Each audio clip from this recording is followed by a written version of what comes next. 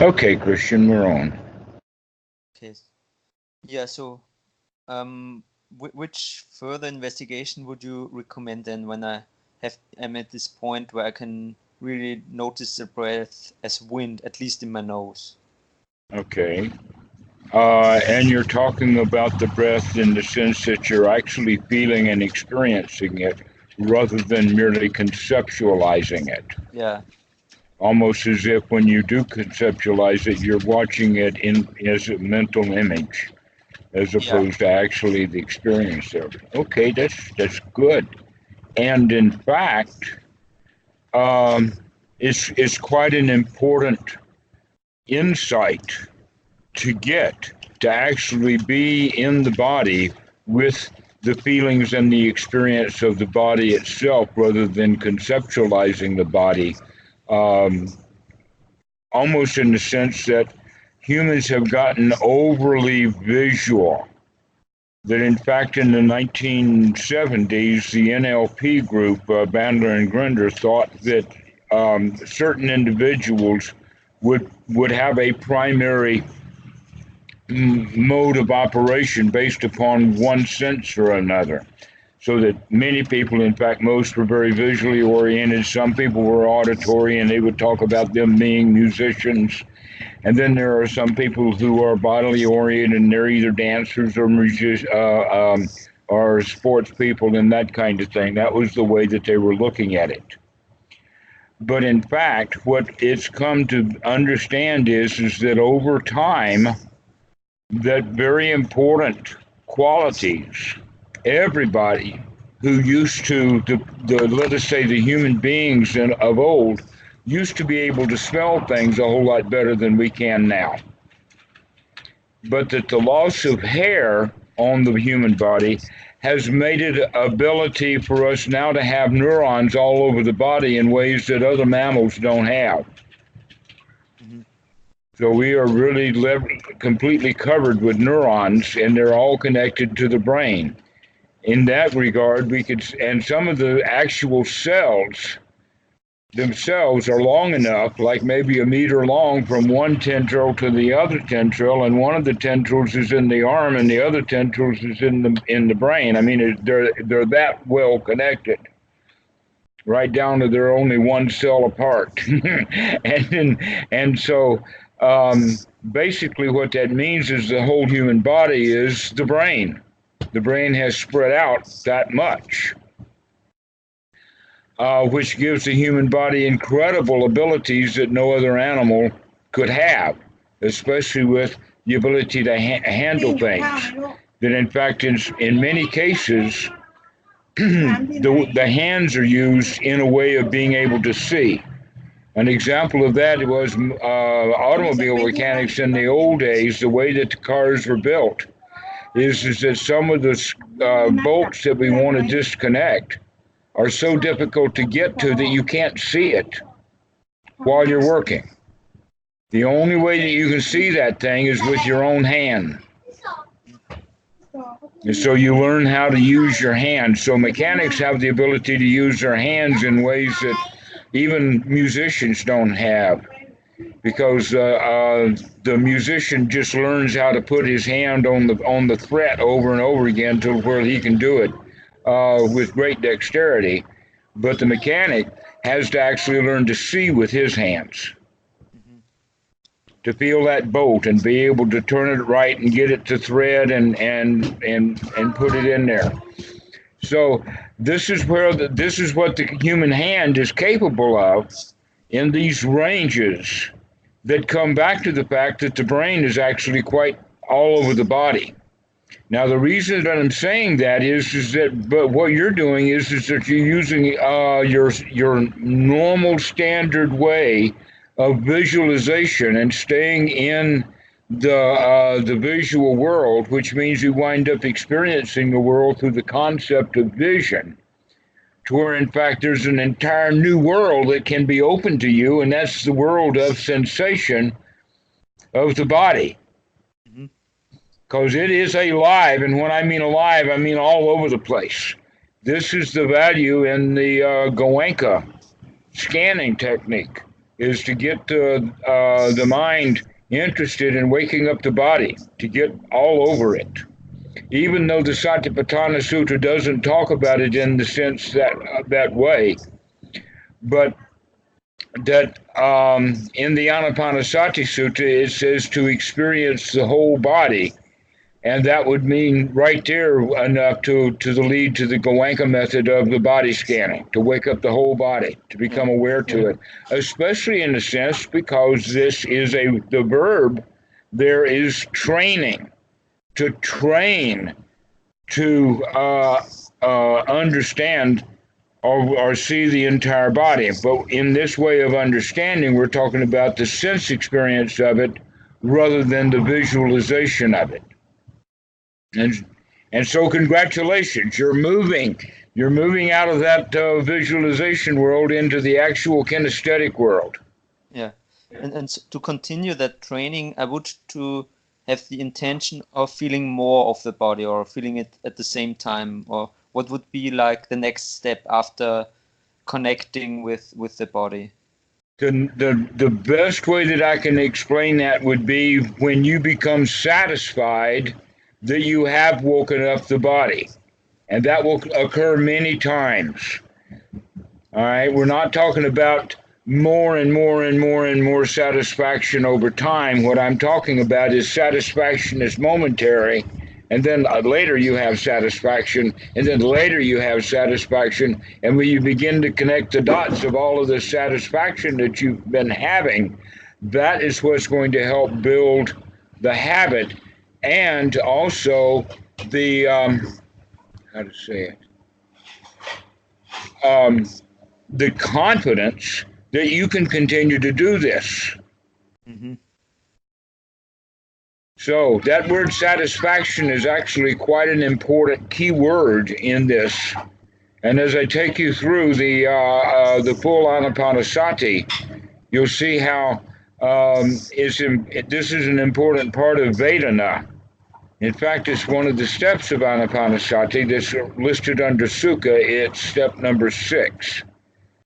And this is an important point that a lot of people miss just by reading through it.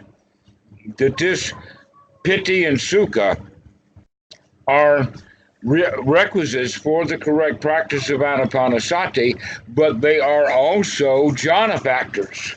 Mm-hmm. So hidden right there in the middle of the Anapanasati Sutta is the first jhana. This is how you reach the first jhana, is by practicing Anapanasati. And a lot of people miss that. But the jhana factors are right there. That the next one that helps understand that and nail it down is the quality of understanding or investigating the mind as also something to be investigated. Now, that interesting part about the Anapanasati Sutta is that one of the steps within all of the parts of the Anapanasati Sutta in reference to the Satipatthana, there is at least one of them that has to do with investigation. For instance, understanding or investigating the body is step 3 of Anapanasati and part of the body part. This step number 7 is to understand or investigate the sankharas, the old deep emotional base that colors our reality. You can experience that coming up in the sense of fear, anxiety, the feeling of competition, the feeling of insecurity. Those are the kind of feelings that we want to momentarily be suppressed while we're in the state of sukha or the state of satisfaction. So that if any of those things come up that make us dissatisfied, we want to be able to abandon them, take a deep breath and let it go so that we can come back to a state of satisfaction. What is the difference between the sankharas and the vedanas? Well, Vedana is something to be experienced right here, right now, based upon the old stuff from the past that would then be called Sankhara. So it would be kind of like a cause-effect relationship. So which causes which? The Sankharas cause the Vedanas. Right. It's actually in a vicious cycle in this way. Can you move back just a little bit? All I see is your glasses. There you go. That's better.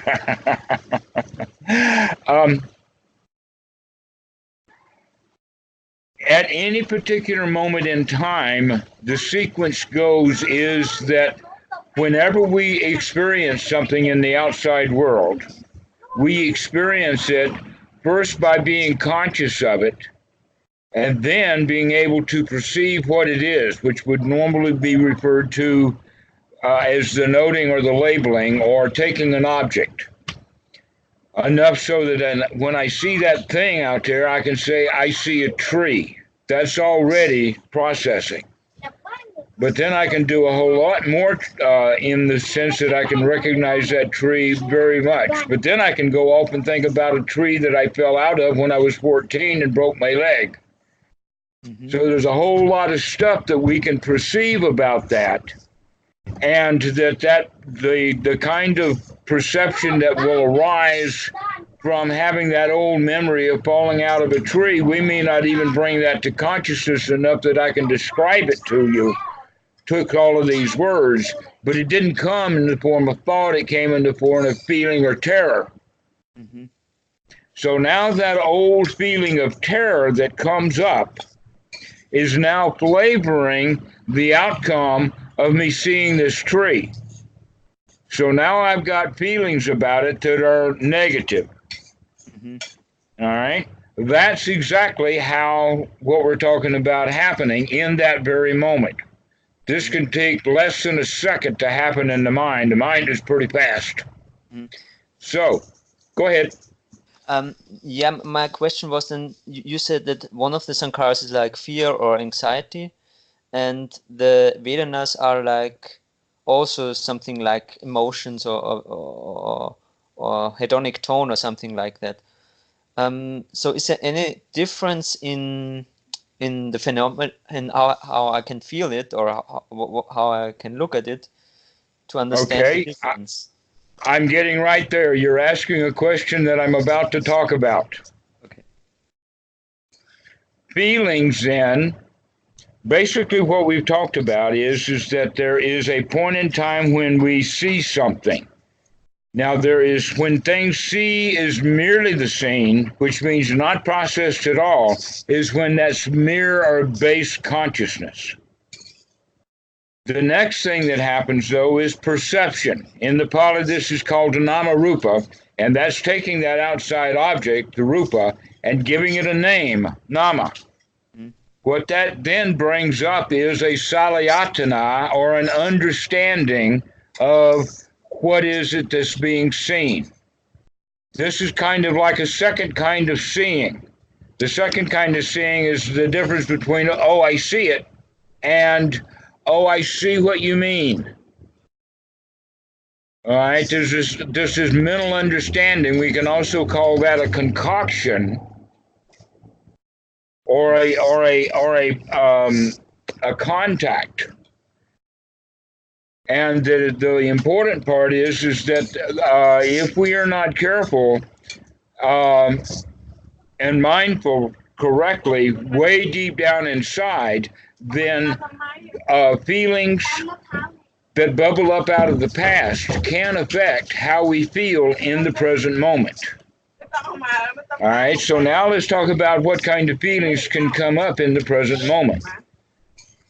Because when the mind contacts that item, what it's actually contacting is not the physical item on the outside world, it's contacting an internal manufactured item. That internal manufactured item we use in our own language, English language, we use the word realize, which is a really ridiculous word because we don't realize anything. If I was going to realize a tree, I'd have one growing right out of the head. That's realizing. No, what we do is we mentalize. And this is a clue right now, a major clue. That is that when our mentalizations or our realizations are close to reality, then there's going to possibly be very little suffering. But when our realizations and our mentalizations are very, very, very far away from reality, they're going to more likely be more and more suffering involved. If you can get that as a concept, that will be kind of something you can put in the back of your right view. Yeah, that would motivate me to see more clearly what's really happening, because yes, it's my suffering. So now that we understand that the past may or may not color what we perceive in this present moment, what we come up with. And so at that point of contact, when that item actually registers on this is what we see, or this is what we understand, this new kind of understanding, seeing, we can call it consciousness in English. In the Pali, it's called pasa, because it hits us, it impacts us, it slaps us. Okay, we got it. That's when feelings arise. Feelings arise of the three kinds. This is very complicated, so give me a moment for me to get into it. The three kinds of feelings are, I like it, I don't like it, and I don't know if I like it or not. That I don't know is a really big issue. It doesn't happen as often as the like it and not like it. But when it does hit, it hits really hard. Okay. And then, in fact, when it does hit really hard, that's what gives rise to doubt, fear, anxiety, uncertainty, unsurety, and then fear. And the fear leads us to want to cower and become a victim. All because of just a little bit of confusion in the mind, because we didn't know whether this was dangerous or not. Because if we do actually know it's dangerous, we know exactly what to do. Mm-hmm. And that is flight or fright. We either get the heck out of here, or we take care and fix the situation. All right? But then there's the third feeling, which may or may not be problematic. And that may or may not be problematic type is what we call liking. Mm-hmm. All right, and so the problematic or not, I'll introduce it to you like this, and that is that when you can train your mind to like things so that you feel the feeling of liking rather than choosing the feelings of not liking or confusion, then that's part of the path, to be able to make those kind of choices. Mm-hmm. When you're smart, for instance, you find somebody arguing with you. If you argue back with them, then you're in rejection mode. No, I don't like this, okay? Or they might, in fact, get you completely confused and off guard and you don't know what's going on. But if you can maintain your composure, oh, this is no problem, I can handle this, then you can just sit and listen and let the guy rave on. I don't have to protect myself because I'm not in danger. Okay, so this is the way that we look at it, and that's what we mean by that place of security that comes from practicing Anapanasati. So let's get back to that in this regard. If we know how we feel at the point of contact, then that's good enough to interrupt it so that we stay out of suffering. Eventually, as we get very good at it, we'll begin to interrupt those old sankharas so that they do not interfere and influence the perceptions and the, let us say, concoctions that we make in the mind. That the concoctions we make in the mind are pretty close to reality, as opposed to making concoctions in the mind that are pretty far off. Basically, in the sense of seeing danger when there's no danger. I have to interrupt. My computer is running out of gas. You've got a gas-powered computer. Yeah. May I call you back in 10 minutes? Okay. Okay. So, see you. All righty. We'll do a part 2. Yeah. Thank you.